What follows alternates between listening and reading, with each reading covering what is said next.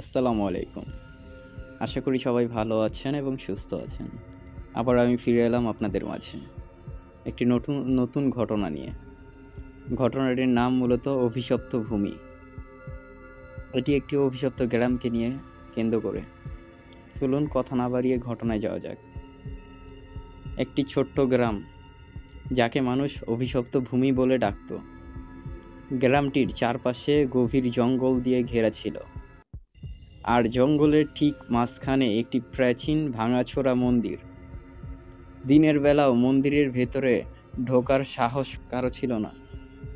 সেখানে নাকি একটি পিশাচের বাস, যার অভিশাপ গ্রামকে গ্রাস করছে। মাহির নামের এক যুবক এই গ্রামে এসে থাকত। সে শহরের মানুষ এসব কুসংস্কার মানত না। সে সিদ্ধান্ত নিল মন্দিরের ভেতর যা আছে তা দেখবে এবং এই অভিশাপের মিথ্যা প্রমাণ করবে। গ্রামের বয়স্করা তাকে বহুবার সাবধান করল, কিন্তু সে তাদের কথা শোনেনি।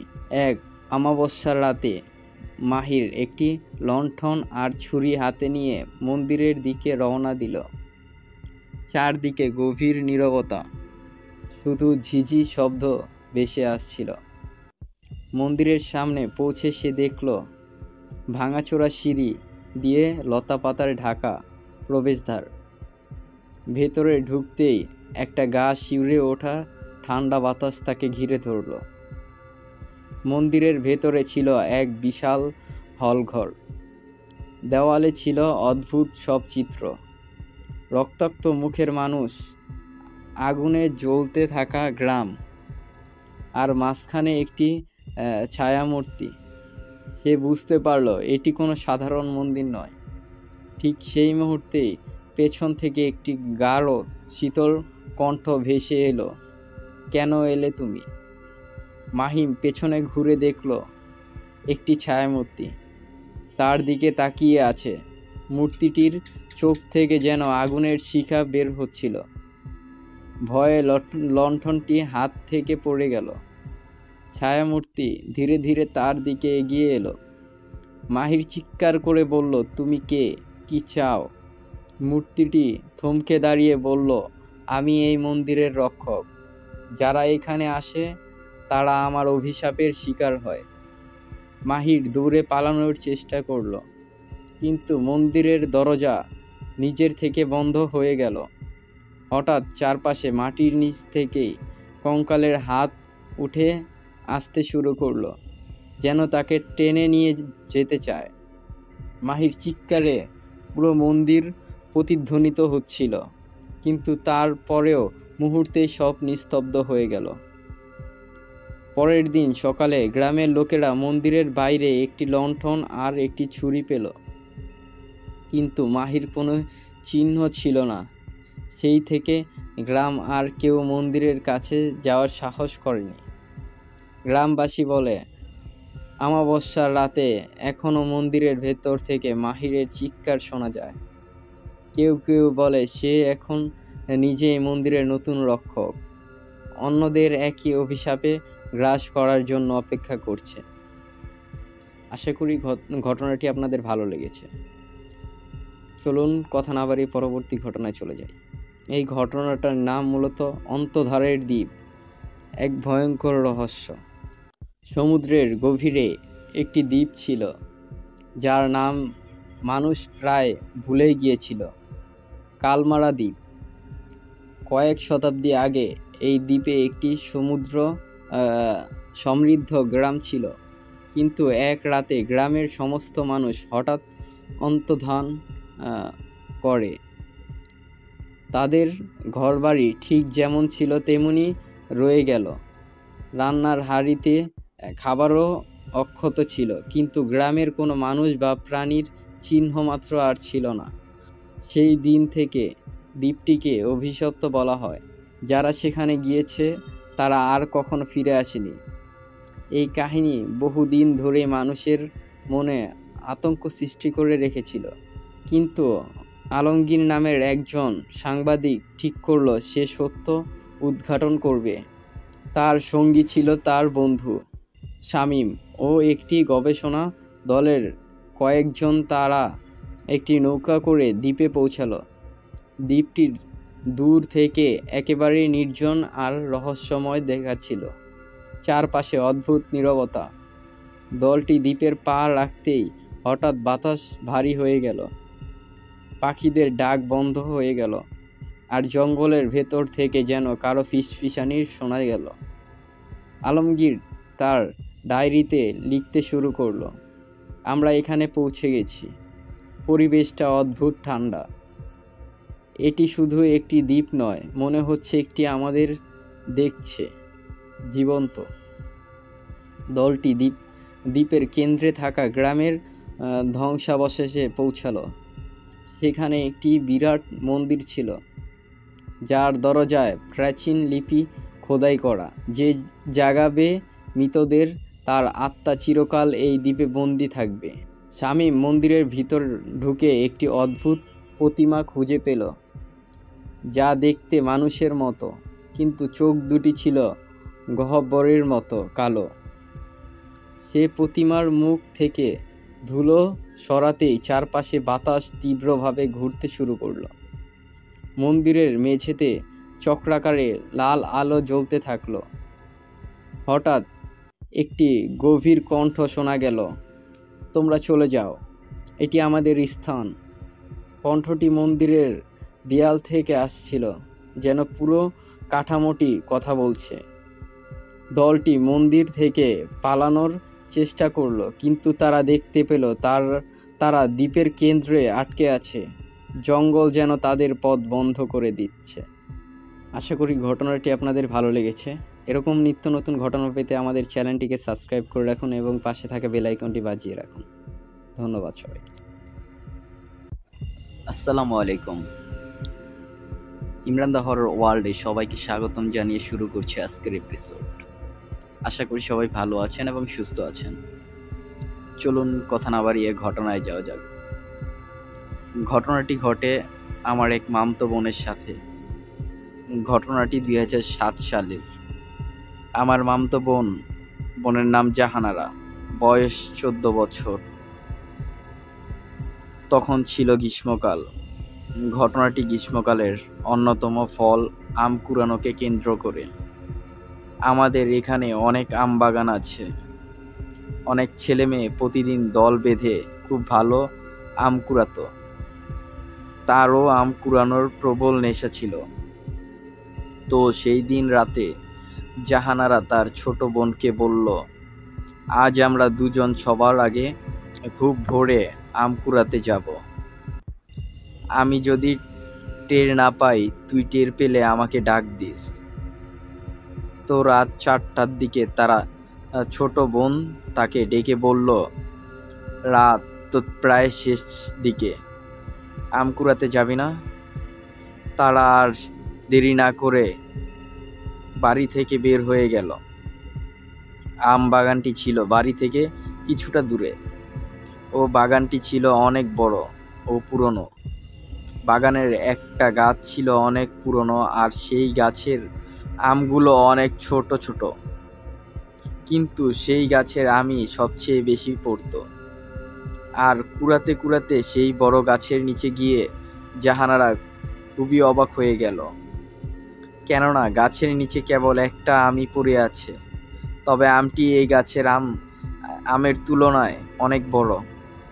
তবুও সেটাকে পাত্তা না দিয়ে আমটি ধরতে গেল, কিন্তু এরপর সে যা দেখল তা অন্য কেউ দেখতে চাইবে না। সে যখন আমটি ধরতে গেল, অমনি আমটি কিছুটা দূরে সরে গেল। এটা দেখে সে ভয় পেল, কিন্তু ভাবলো হয়তোবা সে ভুল দেখছে। আবার সে আমটি ধরতে গেল, কিন্তু এবারও ওই একই ঘটনা।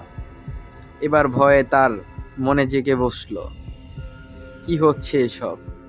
আবার যখন সে আমটি ধরতে গেল, তখন আমটি এমন একটা ভয়ঙ্কর আকৃতি ধারণ করলো, যা দেখে মাত্র সে বেহুশ হয়ে গেল। ঘটনাটি এখানে শেষ হলেই ভালো হতো, কিন্তু এরপর যা ঘটল, যা এক কথায় অবিশ্বাস্য। যখন আজানের সুর শোনা যায়, তার হুঁশ ফিরল। তখন সে গাছটির নিচে পড়ে আছে। আশেপাশে কেউ নেই, এমনকি তার ছোট বোনকে খুঁজে না পেয়ে আরো ভীত হয়ে পড়ল এবং খুব দ্রুত পরিমরি করে বাড়িতে ফিরে এসে দেখে তার বোন এখনো ঘুমাচ্ছে। সে তার বোনকে ডেকে তুলল আর বলল, কেন তাকে একা ফেলে চলে এসেছে সে। কিন্তু তার বোন কিছুই বুঝল না। উপরন্তু জাহানারার হাতে আমের ব্যাগ দেখে সে বলল, আপু, তুমি একাই আম কুড়াতে গেলে, আমাকে ডাকও দিলে না। এই কথা শোনার পর আবারও সে বেহুশ হয়ে পড়ল। পরে সকাল থেকেই প্রচণ্ড জ্বর আসে তার। এর কিছুদিন পরই সে মারা যায়, কোনো কারণ ছাড়াই। ঘটনাটি আমি নিজে জাহানারার কাছ থেকে শুনেছি।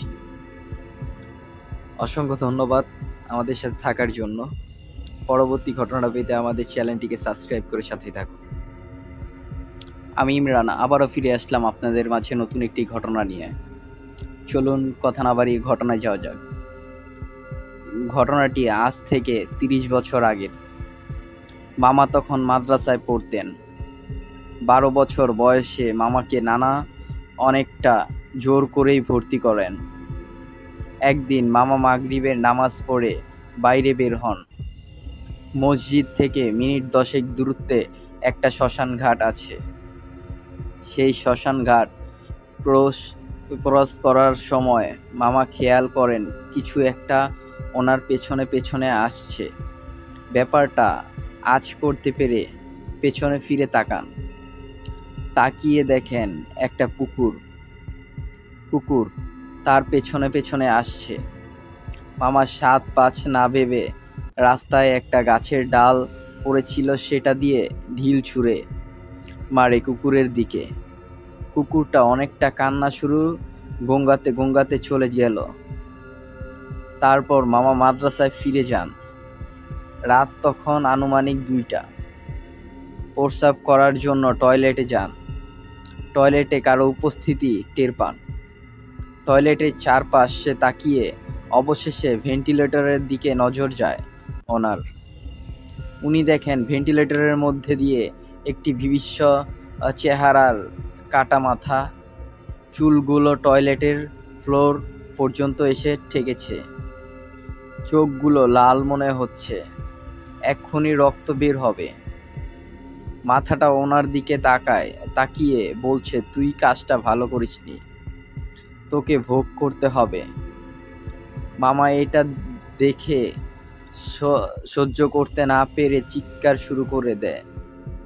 চিৎকার শুনে মাদ্রাসার অন্যান্য ছাত্র এবং হুজুররা ছুটে আসে। মামা এতটাই ভয় পায় যে ওনার মুখ দিয়ে কথাই বেরোচ্ছিল না। অনেকক্ষণ পর মামা স্বাভাবিক হলে হুজুর জিজ্ঞেস করেন কি হয়েছে। মামা তাদের সব খুলে বলেন, শ্মশান ঘাট থেকে শুরু করে টয়লেট পর্যন্ত যা যা হয়েছে। হুজুর সব শুনে মামার শরীরটা বেঁধে দিল তাবিজ দিয়ে। তারপর মামা মাদ্রাসায় পড়া আধা রেখেই চলে আসেন বাড়িতে। আসল ঘটনা, মামার বিয়ের আগে মেয়ে দেখা হয়ে গেছে। নানা বিশেষ কাজে বাইরে গেছেন, আসতে 15 দিন লাগবে। তাই মামার বিয়ে 15 দিন পরে হবে। বাড়িতে আনন্দমুখ পরিবেশ। মামা ঢাকা থেকে আসছিলেন বিয়ের বাজার সদাই করে। আস্তে আস্তে অনেক রাত হয়ে যায়।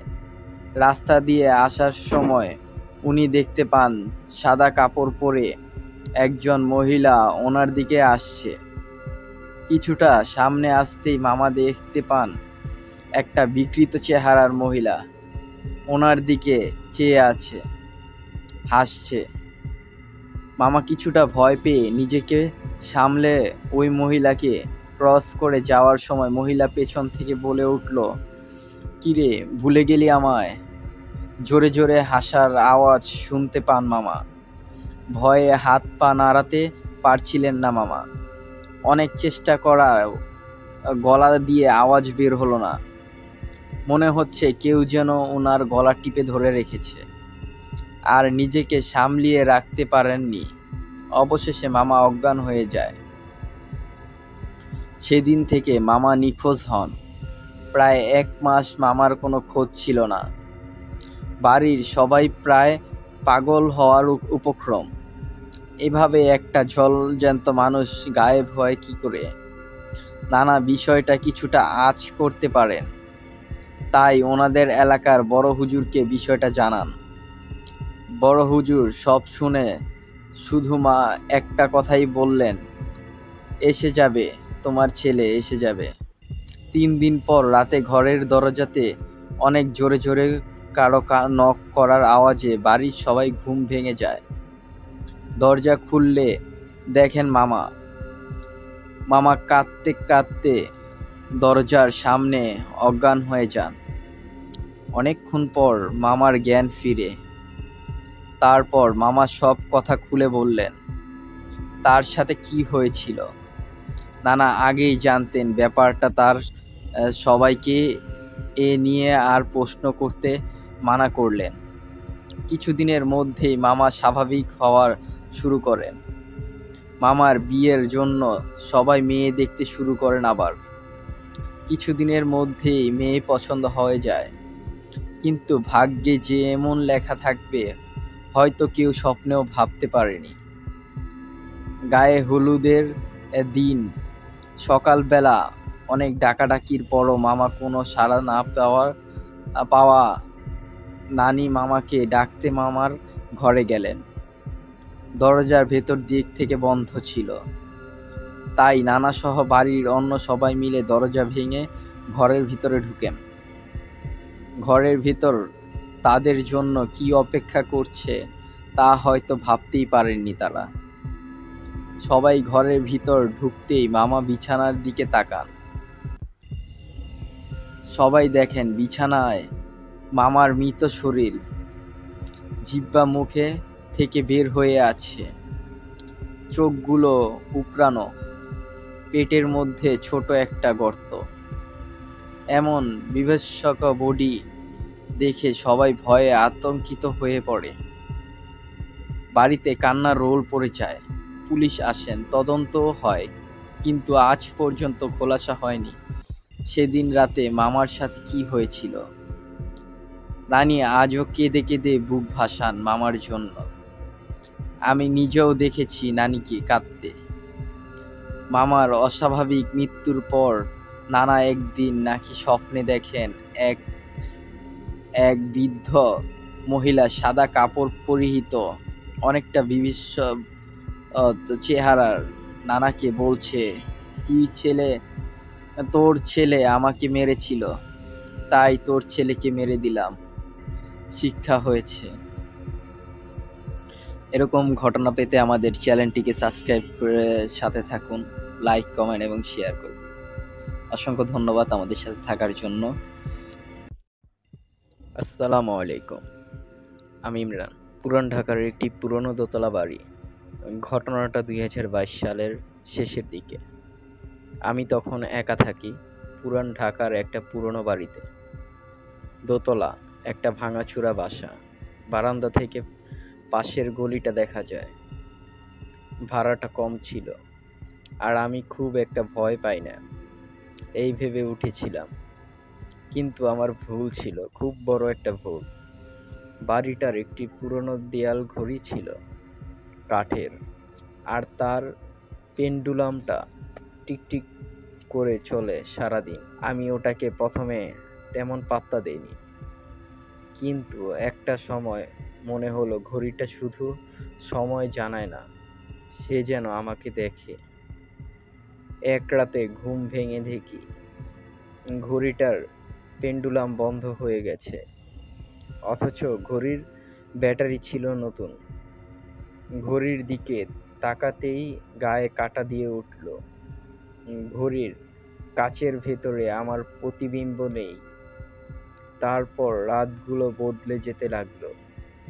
ঘুম ভেঙে মাঝরাতে একটা শব্দ পাই, যেন কেউ ধীরে ধীরে ঘড়ির কাঠের ঢাকনা খুলে বেরিয়ে আসে। আমি নিশ্চিত মাঝ মাঝরাতে ঘড়ির মধ্যে কেউ থাকে। এক রাতে সাহস করে ক্যামেরা সেট করলাম। ভিডিওতে দেখা গেল রাত ৩টা ৩ মিনিটে ঘড়ির ঢাকনা আপনা আপনি খুলে যাচ্ছে। এরপর একটা হাত, কালো লম্বা আঙুলওয়ালা একটা হাত বেরিয়ে আসে ধীরে ধীরে, ঠিক যেন সময়ের ফাঁক দিয়ে কেউ চলে আসছে। পরের দিন ঘড়িটা ভেঙে ফেলার সিদ্ধান্ত নেই। মিস্ত্রি এসে বলল, ভাই, এইটা কোনো সাধারণ ঘড়ি না, একে আগে কে যেন তালা মেরে রেখেছিল, আপনি খুলে দিয়েছেন মনে হয়। আজও ঘুমাতে গেলে মনে হয় ঘড়ির ভেতর থেকে কেউ তাকিয়ে আছে আর অপেক্ষা করছে সময় মিললেই বেরিয়ে আসবে আবার।